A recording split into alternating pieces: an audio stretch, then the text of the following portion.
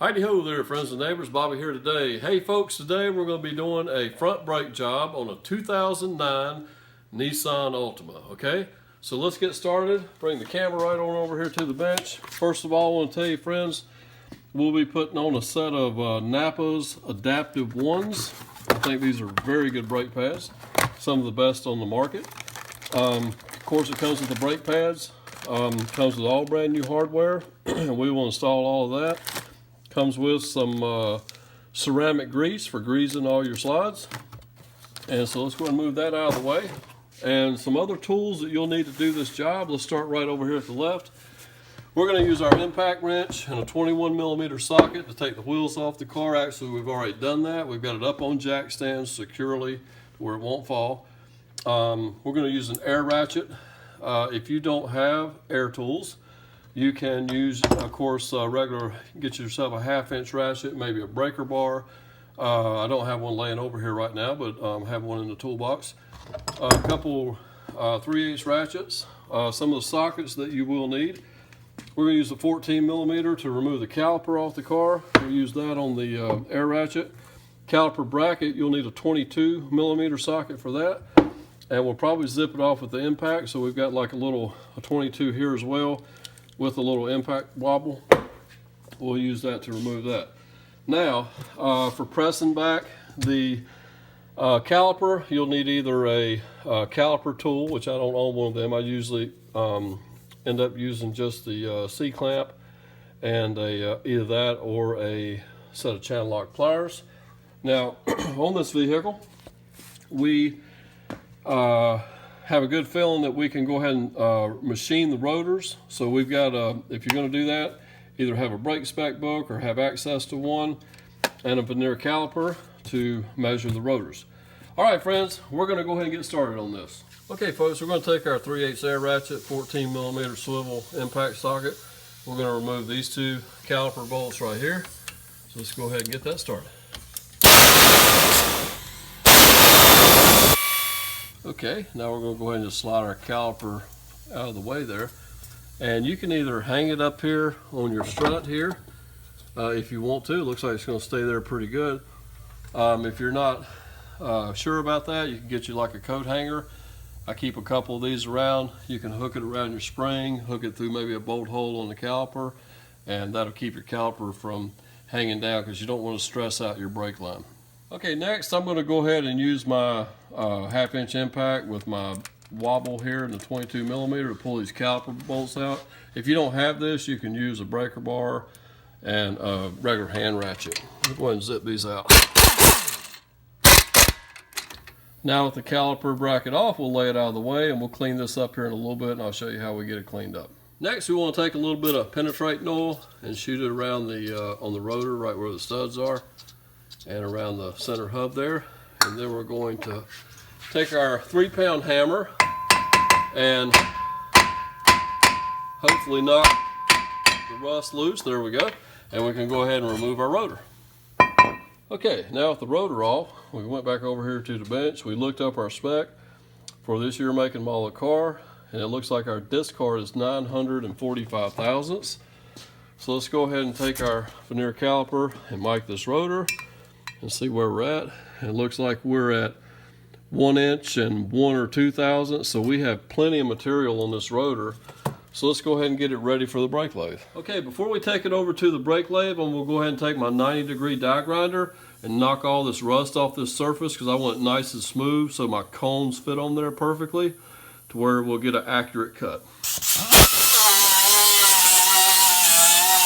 And we're going to also sand it on the inside of the rotor as well. Okay guys, hey, I'm over here at the brake lathe and getting ready to machine this rotor. I'm not going to go into great detail on machining the rotor because I know most of you probably don't have a brake lathe in your garage. But either you'll take it out to a shop and actually have it machined, or you may be replacing your rotors today. But if you would like to check out my video on how to use this brake lathe, we'll post a link for that down below. Okay, while our rotor is cutting, let's go ahead and get this caliper bracket cleaned up and ready to go. We're going to pull both of our pads out of place. And we're going to go ahead and remove these spring slider clips here because we got brand new ones. Pay attention which way they go because they are different on this type of car. Notice they have these little spring holders here. So we'll make sure we find the ones in the kit and replace them exactly where they go. Now let's go ahead and take a wire brush. That's another tool that you might need. Let's go down here to the floor. And we're just going to clean this surface up real quick with the wire brush. Knock all that old brake dust off of there. Okay, with that surface cleared off, I'm going to go ahead and lube up these caliper pins. We'll pull these boots back and pull these pins out. And I'm going to wipe off the excess grease that's on there. Lay that down for a second. And we'll wipe that off. We're going to lube these up with some 3M. Don't get them mixed up because notice they are different. This one has a little rubber bushing on it. Put them right back in where they come from. We're going to take this 3M silicone paste. And we're going to put a liberal coat on there. And go ahead and shove it back down in the bore, spinning it as you go to distribute that lubricant inside that bore. Okay, now we're going to go ahead and install our new clips on here. Make sure you match it up. We're going to slide it in place just like so. And over here, notice we have the one that has the little ears sticking out. We're going to slide it in as well. Now friends, we're going to take a little bit of this ceramic grease that come with the kit, and we're going to put just an ever so thin coat of that on the points of contact inside on these little stainless sleeves here. Okay folks, notice that these Adaptive 1 pads are marked inners and outers, okay? There's a different type of material they use, like for the inners and the outers, to get the best braking quality. So we're going to go ahead and follow the instructions and do them as they want them put on. So we're going to grab an inner. This will be an inner side here. Notice we have the tab on this side. Okay, that matches that pad. We're going to go ahead and stick that in place. So we'll have everything ready to go back on the car when it's time to put all this together. And then we will grab the correct outer pad, which looks like this one's going to be the correct one. It's got the squealer on this side. And we'll go ahead and have these loaded and ready to go back on the car. Okay folks, we're ready to reassemble this driver's side here. We got our rotor off the brake lathe, took it out and washed it with soap and water and blew it dry with compressed air.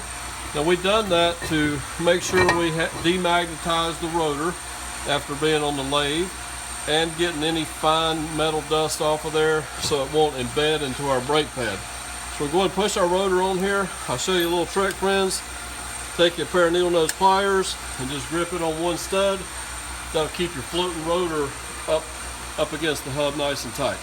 Next we have our loaded caliper, already cleaned up, lubed up, brand new pads are in place. We're going to go ahead and sit this right into place and get our bolts here, and always start them by hand. Make sure you get them started by hand good before you put any type of air tool on there. And we'll get the lower one as well, and we'll be ready to tighten it down. Okay, we're going to go ahead and torque these caliper bolts down to 100 foot-pounds.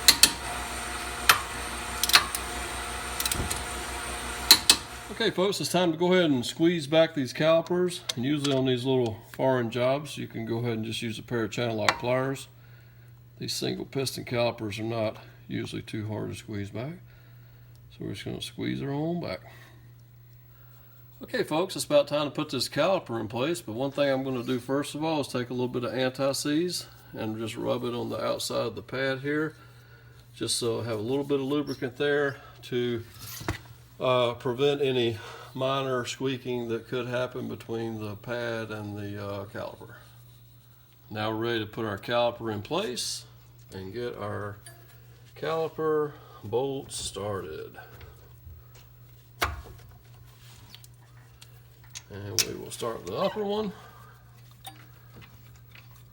by hand, if we can. Yes, I believe we got it started. And the lower one as well. And we'll zip these down with our 3/8 air ratchet. Okay, we're just going to take our box end wrench and make sure we got these caliper bolts nice and snug. Okay, and that feels pretty good right there. Friends, I think that just about does it. Now what we still have left to do is to do the passenger side of the car as well, but I figured it's basically the same process here. I won't put you through that. Friends, I want to thank you for watching our video today. Hope you found it very helpful. Leave us some comments down below, and we will see you next time. Take care.